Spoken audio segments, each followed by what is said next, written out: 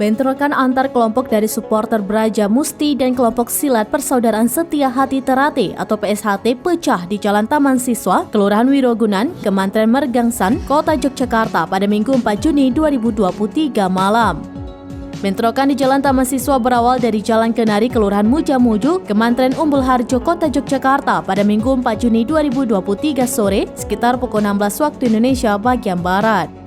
Menurut informasi, bentrokan tersebut dipicu oleh keributan pada Minggu 28 Mei 2023 di Parangtritis, Kelurahan Kretek, Kapanewon Kretek, Kabupaten Bantul.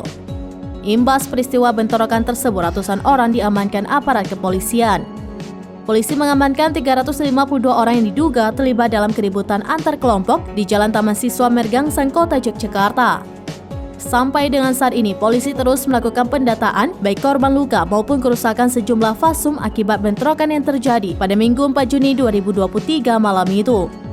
Sejauh ini pihak kepolisian masih melakukan pemeriksaan terhadap 352 orang yang diduga terlibat bentrokan di Jalan Taman Siswa. Terkait saksi-saksi yang diperiksa, di Reskrimum Polda Daerah Istimewa Yogyakarta masih terus melakukan pendalaman terkait kejadian tersebut. Sampai dengan hari ini, polisi mencatat hanya ada 9 orang mengalami luka-luka.